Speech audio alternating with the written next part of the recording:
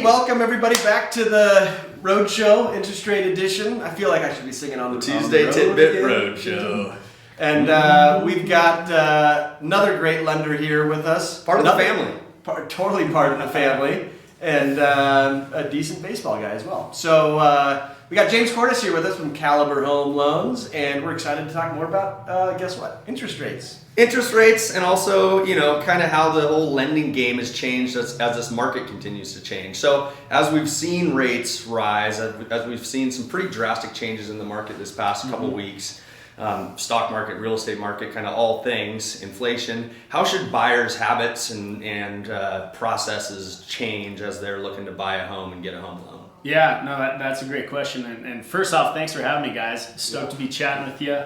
Obviously, big time watcher of the Tuesday Tidbit, so I'm stoked to be on. Right. Thanks for having me. But no, everything's changing right now, right? The market's changing, rates are changing, and so one thing I was thinking about when it comes to buyers and how should they change their habits, especially after the last 2 years of crazy low interest rates, things are moving quickly, and one of the first things I was thinking about is, everyone knows what a pre-approval is, right? You guys have plenty of borrowers who are pre-approved. They go, they click a link, they get credit pulled, you're pre-approved. And so they go out and you guys make an offer. Well, things are taking longer these days. Buyers are getting beat quite a bit. And so they're wondering, how am I going to compete? How can I compete differently? And so one thing that buyers can do is they can actually get a full loan approval.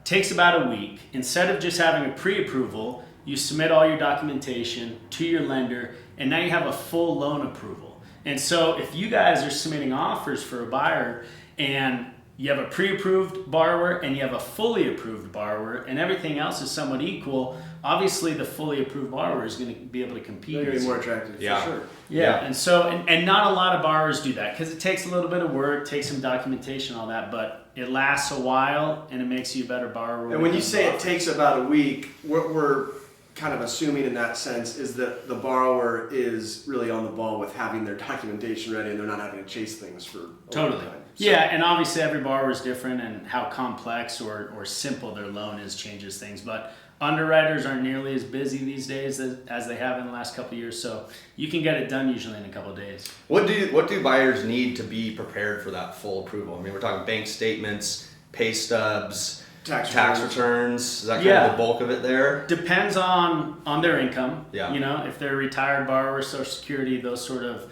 award letters, W-2 employees, those are pretty simple. Self-employed borrowers, obviously tax returns, and then bank statements for the last couple months. So every borrower is different. Yeah, and we were talking about that, and there's a lot of people that don't fit inside the box at those, the standard or the, what do they call it, the what do they call it? Traditional mortgages or qualified mortgages? Yeah, conforming mortgages. And so we have these non-qualified mortgages for people that aren't in that box, but those haven't been that attractive because of the rate spread in the in recent past. But that's all kind of changing, and they're becoming more of a thing, right? Yeah, absolutely. I mean, the last couple of years, conforming, non-conforming, which is jumbo, those are all kind of conventional loans. Those rates have been in the 2s and the 3s. Yeah. So it's a no-brainer. That's what everyone wanted. That's what they're going at. Rates are now in the 5s, sometimes in the 6s. That opens up, or that can steer borrowers to what's called a non-QM product. QM standing for qualified mortgage. A non-QM product is one that's not underwritten by Fannie Mae and Freddie Mac. It's serviced, it's housed by that lender, that broker, that institution. And what they can do is they can create a product for a borrower that might not fit a traditional or a qualified mortgage. So let's take, for example, a realtor. Not you guys, but another realtor, just a general one. Let's say they made $500,000 last year. Okay.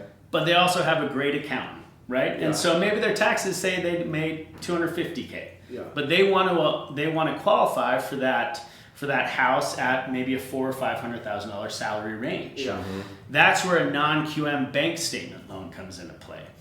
We're going to look at your last 12 months bank statements, and we're going to qualify you on that. You can't do that in a jumbo loan, in a traditional jumbo loan, right. A traditional Fannie Mae, Freddie Mac loan. Maybe we take 24 months. And so you have bank statement loans, you have asset loans where you just look at what's in their bank accounts. And so there are a bunch of different non-QM products that are much more attractive to borrowers these days. And it's interesting, if I understand correctly, I mean, sometimes those people that don't fit in the box are people that are often very successful. Maybe a doctor that just moved to town but is starting kind of a new role or new position, or a lawyer starting their own practice. Changes like that in their income, even though they're making a lot, the fact that they started fresh, there's some risk there. So am I right in that they would be in that non-QM category sometimes? Yeah, I mean, that would definitely be a conversation to have. We just had a product dropped yesterday where medical professionals could do a jumbo loan, 5% down, and one of the caveats to it, which I thought was really interesting, was that all medical student loan debt was deferred from the loan itself. Oh, interesting. Wow. So if they have $300,000 in medical school debt, we don't count that against them. Oh, wow. Again, that's kind of a non-QM product. That's kind of a niche product. So what are we talking about? And Matt alluded to it with kind of interest rate spreads. So now that interest rates on the conforming sense are mid fives, maybe touching 6, how much more of a leap are we taking to these non-QM products? And that's really why it's a topic right now, is because non-QM products, again, they're created how serviced by that lender, so the interest rate's higher. Yeah. They're not selling it off to Fannie Mae and Freddie Mac. You're looking 6s, 7s, 8s. 8% is kind of the highest that I've seen on our non-QM products. 2 years ago, nobody cares about an 8% rate, regardless, because there's 2s and 3s. Now with rates being 5s and 6s on traditional, QM loans, those other non-QM products now are a little bit more attractive. Okay, And so they can even buy down the rate a little bit too, Totally. get even closer. Buy- but here's couple the points, here's yeah. the kicker then, James. So we're looking at probably, who knows, 18 months, maybe 2 years, maybe more of these rates being kind of where they are, maybe going a little bit higher. Do the non-QM products have prepayment penalties in them if these people want to turn around when the rates do improve and refi out, or can they refi just like anybody else? It's a great question.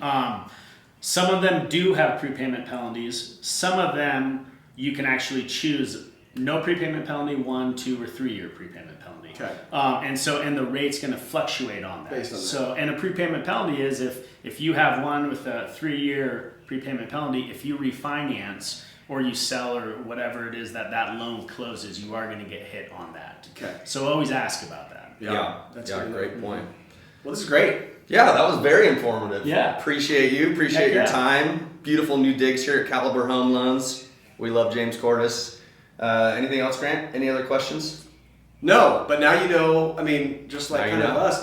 Now you what you didn't know. Now you know. Especially like letters like Q and M together. What the heck does that even mean? And that's Qualified mortgage. That's what Tuesday Tidbits are all about. That is what just they're all teaching the about. people. Yeah. We hope you enjoyed. Do we have another part to this series? We're gonna take you on the road one more week. One more week on Awesome. the road for the Tuesday Tidbit interest rate series. Thanks See you guys for having next me, time. guys. Thanks, James. See you Yeah. guys. Hey, thanks so much for watching today's video.